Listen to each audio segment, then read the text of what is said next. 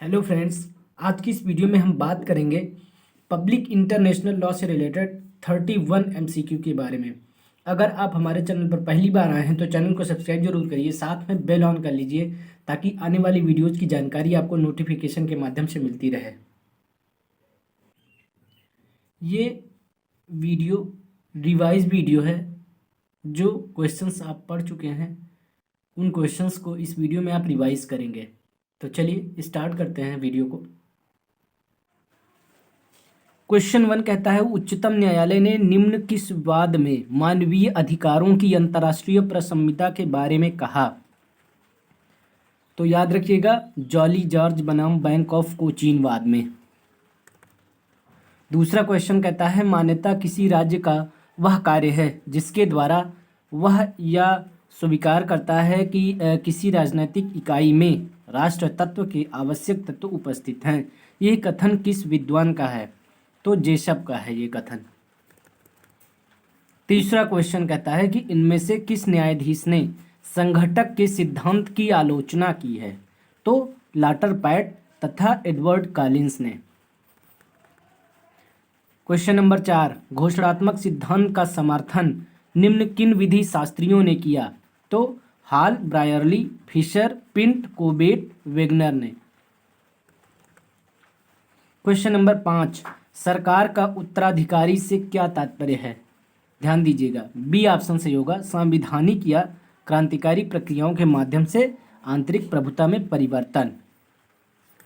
Question number 6 कहता है, अंतर्राष्ट्रीय विधि विधि शास्त्र का लुप्त प्राय बिंदु है। यह कथन किसने कहा? हॉलैंड ने कहा है ये कथन। क्वेश्चन नंबर 7 कहता है, निम्न में से कौन सा सिद्धांत राज्य की मान्यता से संबंधित है? टोबार सिद्धांत। क्वेश्चन नंबर 8 कहता है, राज्य मान्यता द्वारा मान्यता पाकर ही अंतर्राष्ट्रीय बनता है। यह निम्न किस मान्यता से संबंधित है? तो सामूहिक मान्यता से संबंधित है। क्वेश्चन नंबर 9 कहता है, डी जूरे बेली एक पेसिस नामक पुस्तक के लेखक इनमें से कौन है? तो याद रखिएगा, ग्रोसियस। क्वेश्चन नंबर 10 कहता है, कोई राज्य केवल मान्यता से ही अंतर्राष्ट्रीय व्यक्ति है और बनता है। यह किस सिद्धांत से संबंधित है? तो आपको याद रखना है, घोषणात्मक सिद्धांत से।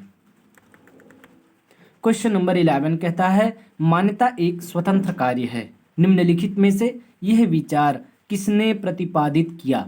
तो ध्यान दीजिएगा, अंतर्राष्ट्रीय विधि संस्थान। क्वेश्चन नंबर 12, अंतर्राष्ट्रीय विधि का जनक निम्न में से किसे माना जाता है? ह्यूगो ग्रोसस को। क्वेश्चन नंबर 13 कहता है, जब तक अंतर्राष्ट्रीय संधि का राज्य विधि में विशेष ग्रहणीकरण या रूपांतरण नहीं हो जाता, राज्य विधि को ही वरीयता प्राप्त होगी। यह किस वाद में स्वीकार किया गया? तो ध्यान दीजिएगा, एडीएम जबलपुर बनाम शुक्लावाद में। क्वेश्चन नंबर 14 कहता है, अंतर्राष्ट्रीय विधि का अर्थ प्रथा संबंधी अंतर्राष्ट्रीय विधि से तथा संधि उत्तरदायित्व का अर्थ संधियों से लगाया गया, जो कि सर्वथा उचित ही है। तो यह किस अनुच्छेद में प्रावधान है? अनुच्छेद 51(4) में। क्वेश्चन नंबर 15, अंतर्राष्ट्रीय विधि शब्द की अभिव्यक्ति किसके द्वारा प्रवर्तित की गई? तो ध्यान दीजिएगा, बेंथम के द्वारा। क्वेश्चन नंबर 16, केवल और केवल अनन्य रूप से मान्यता द्वारा ही राज्य एक अंतर्राष्ट्रीय व्यक्ति है और होता है। यह कथन निम्न में से किसका है? तो ध्यान दीजिएगा, ओपेनहाइम का। क्वेश्चन नंबर 17, निम्नलिखित सिद्धांतों में से कौन सा राज्य मान्यता के विषय से संबंधित है? तो ध्यान दीजिएगा, एस्ट्राडा सिद्धांत।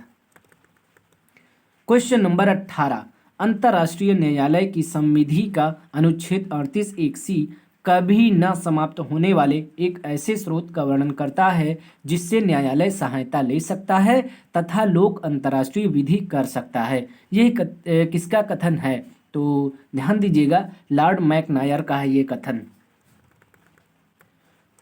क्वेश्चन नंबर 19, किस अनुच्छेद के तहत उच्च योग्यता प्राप्त विधि शास्त्रियों के मतों तथा रचनाओं को अंतर्राष्ट्रीय विधि के नियमों को अवधारित करने के लिए गौड़ स्रोत माना गया है। तो ध्यान दीजिएगा अनुच्छेद 38। क्वेश्चन नंबर 20, तीव्र गति से चलने वाली तथा अंतर्राष्ट्रीय समाज में आज प्रथा के स्थान पर अंतर्राष्ट्रीय संधि ने मुख्य स्रोत का स्थान ग्रहण कर लिया है। तो यह निम्न में से किसका कथन है? तो ध्यान दीजिएगा फ्रीडमैन का। क्वेश्चन नंबर 21, चलन प्रथा की प्रारंभिक स्थिति है। जहां चलन समाप्त होता है वहां प्रथा आरंभ होती है। यह किसका कथन है? तो स्टार्क का कथन है ये। क्वेश्चन नंबर 22, प्रथा एक ऐसी चलन है जिसको विधि की शक्ति प्राप्त हो गई है। यह कथन निम्न में से किस विद्वान का है? तो वाइनर का है ये कथन। क्वेश्चन नंबर 23, इनमें से कौन प्रथा का आवश्यक तत्व है? तो ध्यान दीजिएगा ये सभी। क्वेश्चन नंबर 24, अंतर्राष्ट्रीय विधि निम्न किन विषयों से संबंधित है? तो ध्यान दीजिएगा इन सभी से, मतलब व्यापार संगठन, श्रम अभिसमय और मानवीय अधिकार। क्वेश्चन नंबर 25, इनमें से कौन अंतर्राष्ट्रीय विधि के स्रोत हैं? तो ध्यान दीजिएगा ए तथा बी दोनों। क्वेश्चन नंबर 26, अंतर्राष्ट्रीय विधि के स्रोत में से निम्न में कौन सा नहीं है? तो ध्यान दीजिएगा व्यापार संगठन। क्वेश्चन नंबर 27, अंतर्राष्ट्रीय न्यायालय के अनुच्छेद 38 के निम्न स्रोत कौन से हैं?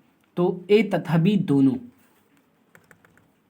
28 नंबर, अंतर्राष्ट्रीय न्यायालय के गौड़ स्रोत इनमें से कौन से हैं? तो ये सभी, मतलब तर्क, साम्य एवं न्याय और राज्यों के पत्रादि। क्वेश्चन नंबर 29, अंतर्राष्ट्रीय व्यवस्था अपने आप में परिपूर्ण नहीं है। यह कथन निम्न में से किसका है? तो फासेट का है। क्वेश्चन नंबर 30, संयुक्त राष्ट्र के प्रथम महासचिव कौन थे? तो ध्यान दीजिएगा ट्रैगवेली जी।